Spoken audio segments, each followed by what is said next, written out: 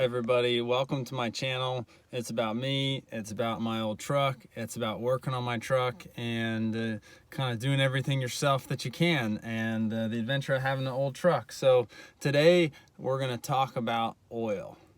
And is oil good? What oil is not good? Should you pay money for Royal Blurple, or should you get the Walmart brand or Costco brand oil? What is good? What is not? Well, there's one way to find out what oil is good, and that is to get used oil analyzed. A lot of people don't even realize you can do this. I'm kind of a nerd anyway, so I just do it. I'm not doing it for any extended drain intervals or anything like that. I'm just doing it purely because I'm a nerd and I want to know what the condition of my engine is. My 12 valve Cummins, I got 152,138 miles on it. And I'm just curious about how well the engine's holding up. Plus, I think it will hold the value better. I think when you go to, if I ever, which I don't plan on, this thing definitely has sentimental value, enough blood, sweat, and tears on this truck. My dad bought this truck for me. That's a whole nother story, but that makes it special too. My dad bought this truck. I bought this truck sight unseen 7 years ago. I'll leave that for another video. But talking oil, there's a couple companies out there. I'm not sponsored by this company, but I like them. They're called Blackstone Laboratories, and you take a sample of your oil and you send it to them. It's about $24. Some people can use them for extended oil intervals, but you tell them the make, the model of your engine, how many miles are on it, all the info on your stuff, and then they compare it to similar engines they have on file, which is really cool. So it not only compares, once you take a few samples every oil change, it not only compares your engine to itself, so you can see if it's deteriorating. You can catch things in time. You can catch a bearing going out, or a camshaft bearing, or a main journal bearing, or something like that going out, and before it eats itself.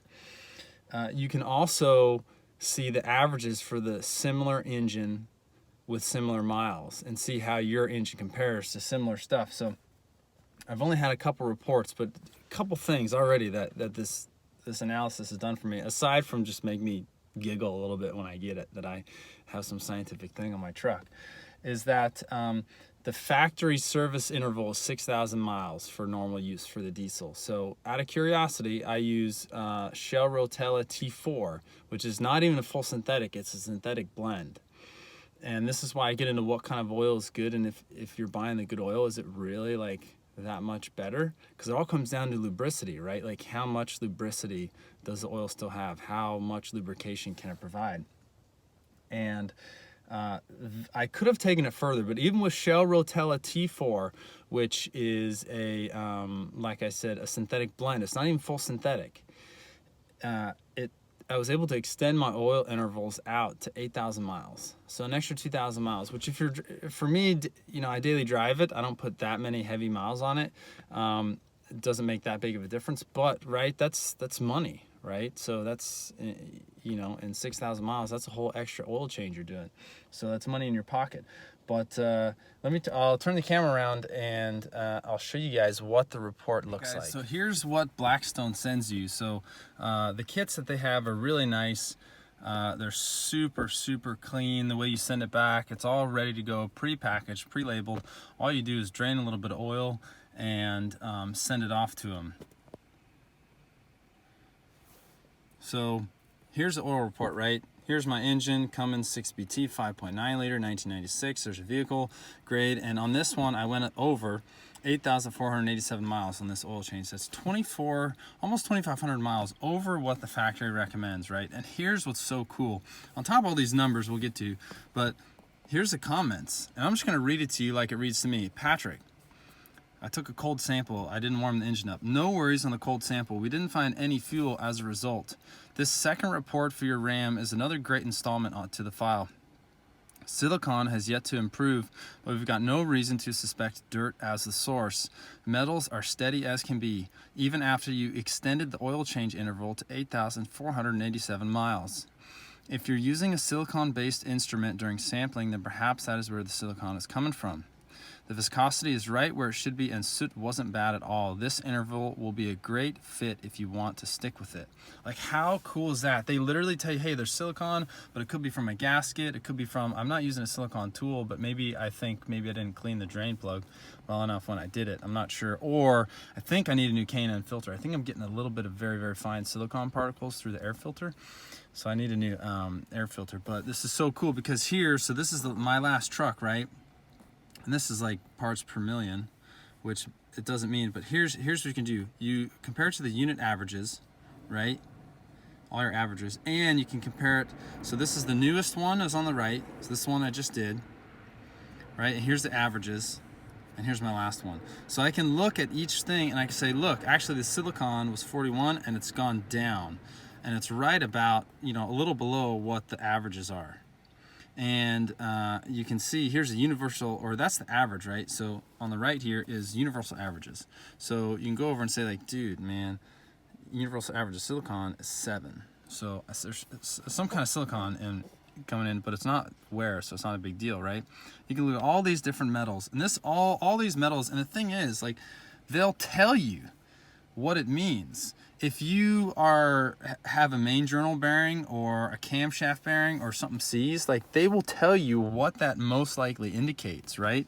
You can tell all sorts of your properties, viscosity, what it should be, flash point, if there's antifreeze, water in your fuel, any insolubles, any fuel percentage. So look, 0 antifreeze, 0 insolubles, 0 water, you know, all that, flash point. So this is so, I can't say, one, just how cool this are if you're kind of a gearhead. Like, I love this stuff. 2, if you have an old truck and you want to preserve its value, this to me is the #1 way. When I keep doing oil changes and this is full and somebody comes to buy this truck from me, if I ever sell it, instead of, hey, yeah, you know, it's clean and all this stuff, and yeah, I change oil every 6,000 miles, use Rotella T6 and all that, Mopar, whatever's. No, I just hand them this. And I say, here you go. Here's the exact scientific state of my engine. Changes. This little guy here is the best invention ever. It is so awesome. It's a quick release, right? So you can see there's a ball in there, right? And if I want to take a sample, you got to do it when you do an oil change. But when I want to take a sample, all I do is lift this lever and twist, and then I can shut it just as quick. It doesn't drop a single drop, and that way I can fill up sample bottles super, super, super easy. Plus, if you are driving a lot, even 8,000 mile oil change interval, it might be a bit short. It just makes changing oil so easy. You don't burn your hands. I don't drop the drain plug on anything. It just makes life so much better. Highly, highly, highly recommend. They're not that expensive. It's like a quick release. It just screws on, and they are the bomb. I think I got that from Gino's Garage. I'm pretty sure is where I got that. So that is an awesome site if you get a diesel truck as well. So when you guys are trying to decide what oil, you may not necessarily have to pay the extra money for full synthetic, especially diesels if you're going to change it every 6,000 or 8,000 miles. Or like my dad is trying out, he's going AMSOIL. He's going full hog, top of the range AMSOIL, and he's going to send off his samples out and see how far he can extend. And he's going to try and he's going for 25,000 mile oil change intervals on his Cummins, which is newer. This is a 3rd gen Cummins. That's crazy. That's crazy to me. And I think if I wanted to, I probably could start using synthetic, and just out of curiosity. And I may do that. Let me know what you guys think if you want to see how far I could take it. And, you know, once you hit 6,000 miles, once I hit 6,000 miles initially, they told me, say, hey, go another 2,000 miles, send us another sample. And that's what I did. This is the one after 6,000 miles. This is the one 2,400 miles after it, actually.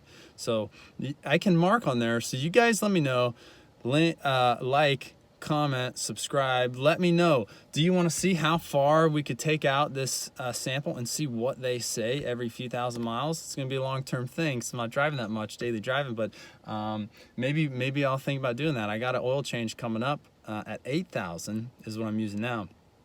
I'm probably pretty close. I gotta do the math on it. I'm probably getting pretty close, but maybe I'll send a sample out instead, depending on what you guys think, and see how far we could take synthetic blend. And maybe you guys are all just wasting money. Maybe it's all just a feel-good thing, and maybe you could save yourself some money by getting a synthetic blend instead of shelling out Rotella T6. Because science, not because of what some dude on a forum says. Science right here. All right, guys. Thanks for tuning in. Enjoy. I got a lot more content coming out for you guys soon. So cheers.